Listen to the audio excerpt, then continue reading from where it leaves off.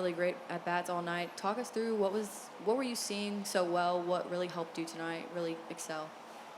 Yeah, tonight, and really this whole week, I've just been working hard on getting back to using the whole field and really, just staying within myself. So today, they were working me away, and Coach Johnson told me before the AB, look away. And I was really just trusting it and letting the ball get deep, and I was able to put a good swing on one. Thankful I was able to fly out of here. But, and then my next at-bat's just really trying to have team at-bats and get the runs in more than anything. Kade, you're inching up the record books in strikeouts this season. As a kid from New Orleans, what does that mean to you? Yeah, I mean, just putting yourself in a situation to win. I mean, stats don't really matter to me as long as you got more wins than losses in the column.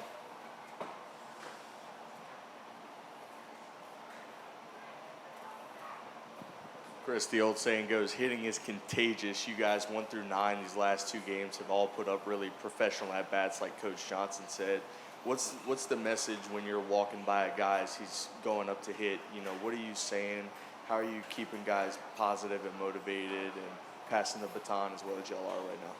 Yes, sir. Yeah, we put a lot of hard work in, get here early to hit. And so, really, once we get in the game, just believing in each other and passing the bat down 1 through 9. I believe we're the best lineup in the country, and we're untouchable. So when we play together and have team at-bats collectively, we don't really say too much besides helping, the pitch or trying to give a look. But other than that, just competing and believing in ourselves.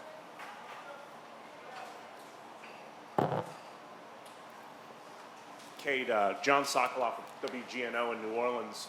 Your coach just said you were the best pitcher on the planet tonight. That outing with 11 strikeouts and 7 strong after that second, you really coast through the rest of the way. What allowed you to kind of really settle in at that moment? And yeah.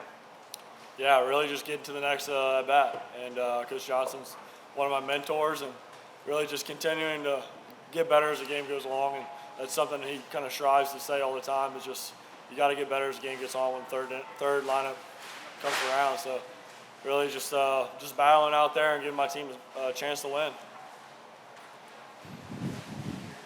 Hey, Chris, right here on your left.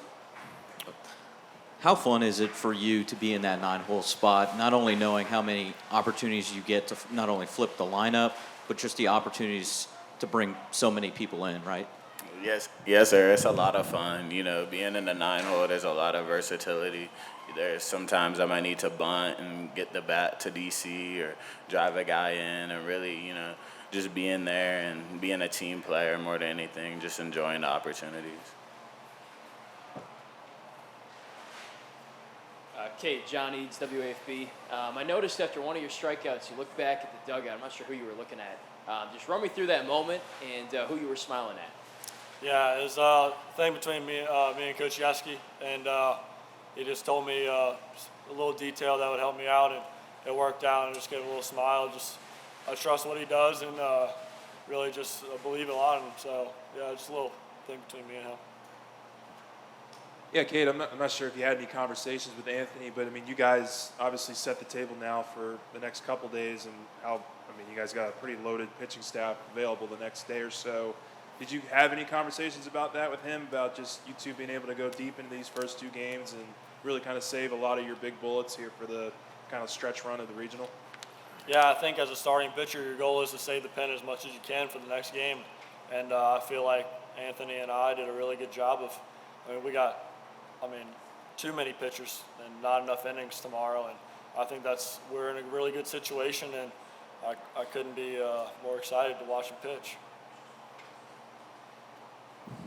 Hey, Kade, Harrison Simeon, Crescent City Sports. It seemed early on that DBU's approach was, kind of run up your pitch count, kind of battle in at-bats. You mentioned getting to the next at-bat.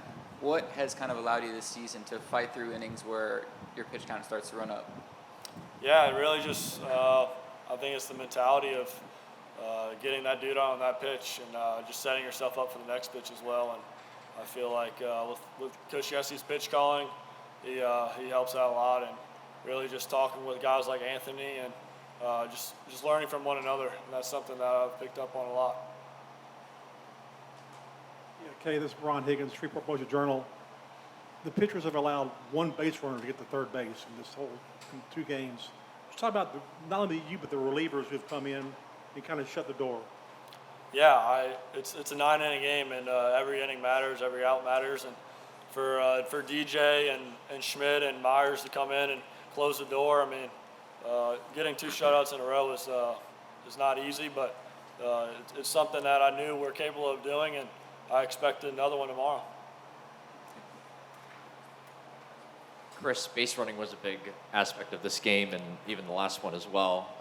Have you guys worked on base running a little bit more lately, or is this just the product of all the work you guys have put in for the entire season? We actually have recently in practice. We've been on base running. What do you guys usually do? More specifically? It's just, like first to third stuff, ball and dirt, and just, simple base running cues. And then at any point this season, are you going to think about stealing home plate? That's not up to me. If coach gives me that opportunity, then yes, sir.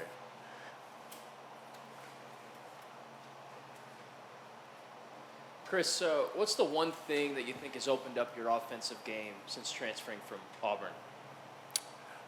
Really believing in myself and just more patience. Kade, you've pitched in some pretty big games this season, but what was this atmosphere like and pitching in this atmosphere like tonight at the box? Yeah, it's something you dream about as a kid, and growing up in Louisiana, this is something special to me, and really grateful for the situation I'm put in, and blessed for the opportunities he gives me as well. Okay.